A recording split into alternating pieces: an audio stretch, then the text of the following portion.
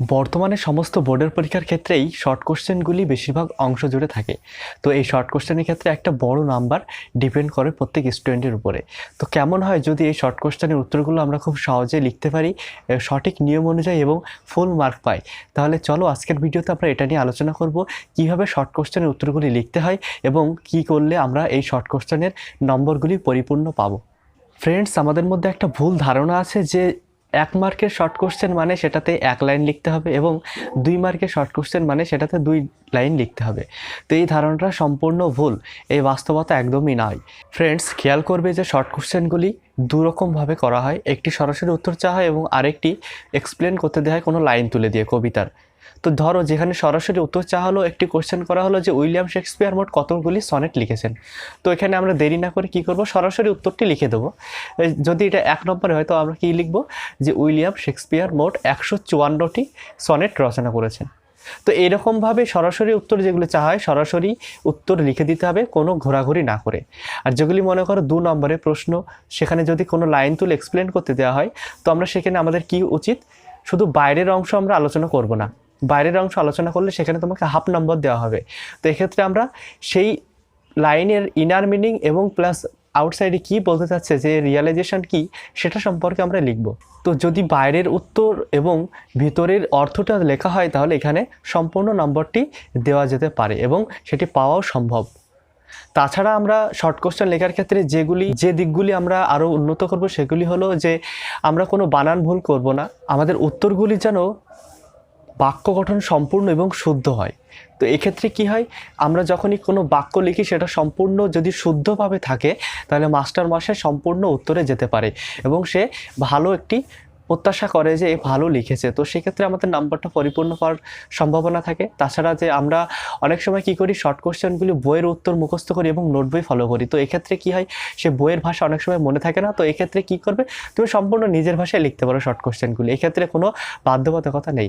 আর হ্যাঁ, আমি প্রথমে যে বললাম 1 নম্বরের জন্য 1 লাইন এবং 2 নম্বরের জন্য 2 লাইন, এই বাস্তবতা থেকে একদম সম্পূর্ণ দূরে থাকতে হবে। কারণ 1 নম্বরের জন্য 1 লাইন যথেষ্ট নয় এবং 2 নম্বরের জন্য 2 লাইনও যথেষ্ট নয়। 2 নম্বরের জন্য 4 লাইন বা 5 লাইন 6 লাইনও হতে পারে। তবে হ্যাঁ, যেন সেটা কখনোই 1 পৃষ্ঠা না হয়, সেটা কখনোই বাঞ্ছনীয় নয়। কারণ 1 পৃষ্ঠা একটা 2 নম্বরের উত্তর কখনোই হওয়া সম্ভব নয়। 2 নম্বরে যেগুলো এক্সপ্লেন দেওয়া থাকে সেগুলো দেখবে যে লিখতে গেলে এমন একটা জায়গা থেকে কোশ্চেন করা হয়েছে সেটা 4 লাইন 5 লাইন বা 6 লাইন হয়ে যাচ্ছে। তো তাতে কোনো যায় আসে না, সেটি লিখে দিতে হবে। প্রিয় ভিউয়ার্স, আরেকটি ফ্যাক্ট যেটি 2 নম্বরের কোশ্চেন বা 1 নম্বর কোশ্চেন বা যে কোনো শর্ট কোশ্চেন লেখার ক্ষেত্রে আমাদের ক্যারি করে ভালো নাম্বার, তো সেটি হলো যে আমরা যখন কোনো উত্তর লিখি, যদি সেখানে ভালো কোনো উত্তর বা সম্পূর্ণ একটা উত্তর যেটি থাকে সেটিতে আমরা দাগ দিয়ে দিই নিচের দিকে, তো এক্সামিনার যখন খাতা দেখবেন তখন তার সম্পূর্ণ নজরটা প্রথমেই সেই উত্তরটার দিকে চলে যাবে। এক্ষেত্রে তার আর বেশি কিছু দেখা লাগে না এবং এক্ষেত্রে একটা ভালো ইমপ্রেশন তৈরি হয় সেই এক্সামিনারের মধ্যে।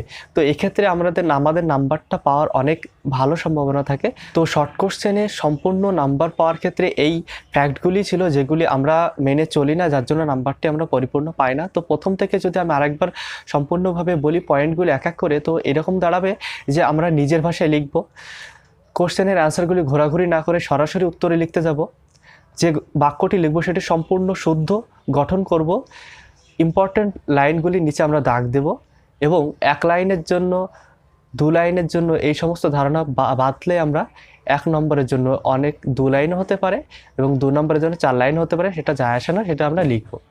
তো ভিউয়ার্স, আজকের এই ছিল আলোচনা শর্ট কোশ্চেন কীভাবে আমরা লিখব এবং কিভাবে আমরা সম্পূর্ণ নাম্বার পেতে পারি।